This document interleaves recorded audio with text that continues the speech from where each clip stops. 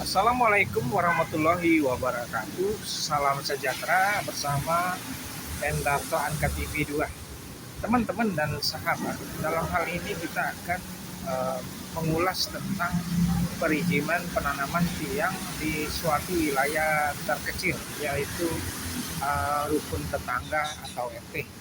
Teman-teman, dalam hal ini kita sebagai bagian perizinan biasanya dituntut waktu dan kecepatan serta keamanan dalam implementasi.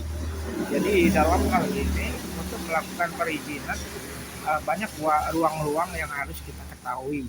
Misalnya untuk perizinan di wilayah area wilayah negara ataupun di wilayah provinsi ataupun wilayah kabupaten, wilayah kota, dan wilayah rukun warga atau di wilayah kelurahan. Untuk penanda-penandanya harus kita ketahui. Misalnya jalan negara itu merupakan jalan yang mana untuk daripada marka jalannya itu ditandai dengan warna kuning. Makanya kita harus izinnya berbeda. Kalau untuk provinsi itu ke dinas PU provinsi, untuk kota dinas PU kota, kemudian kabupaten dinas PU kabupaten, yang dimana semuanya sekarang di suatu badan pelayanan terpadu satu pintu.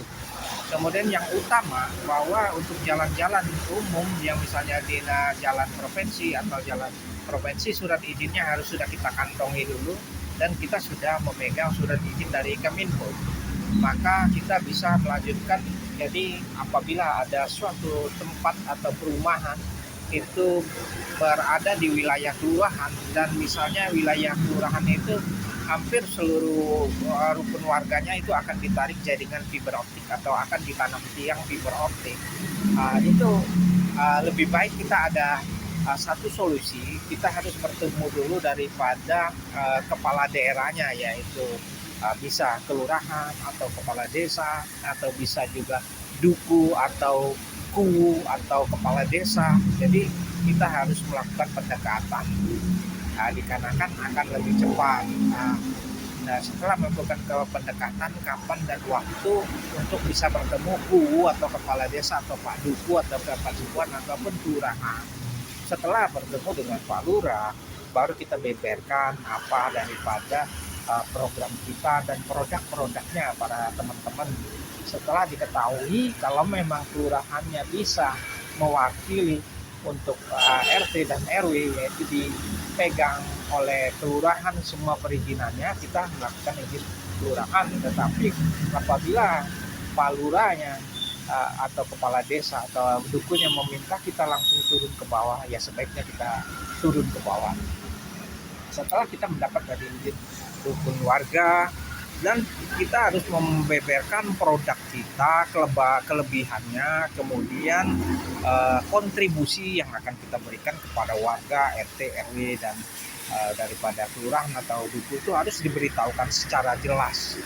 Kemudian juga harus diberitahukan secara jelas untuk mengenai tiang kita, misalnya tingginya 6 meter, 7 meter, kemudian ditanam 1 meter 20 cm, kemudian dicor 30 cm ke bawah tanah, 30 cm ke permukaan tanah, kemudian lingkarnya 30 cm, kemudian juga dijelaskan kabelnya yang akan ada itu berapa kabel, 1 kabel atau 2 kabel atau 4 kabel, kemudian peralatan aksesoris yang akan melekat di tiang tersebut, misalnya powernya. Kemudian juga dijelaskan juga mengenai untuk distribusi ke rumah-rumah yang biasa disebut fiber akses terminal FAT, cuman ada juga yang nyebutnya DPFO. Jadi masing-masing suatu perusahaan berbeda.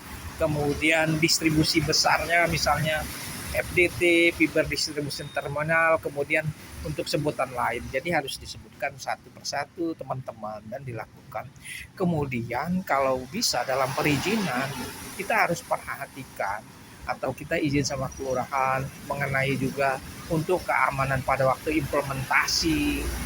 yaitu adanya organisasi masyarakat ataupun organisasi pemudaan atau Karang Taruna, dijelaskan sedetail-detailnya, dan kita minta Pak Lurah bisa membackup semuanya atau kepala desa bisa membackup seluruhnya. Dan kalau perlu kita diminta untuk kita bisa bertemu langsung dengan RT dan RW-nya sehingga dalam pelaksanaan lebih mudah. Jadi sederhana pada teman-teman, jadi kontribusi harus jelas dan pertemuan dengan kelurahan atau kepala desa harus jelas. Kemudian surat-surat yang kita bawa juga cukup lengkap.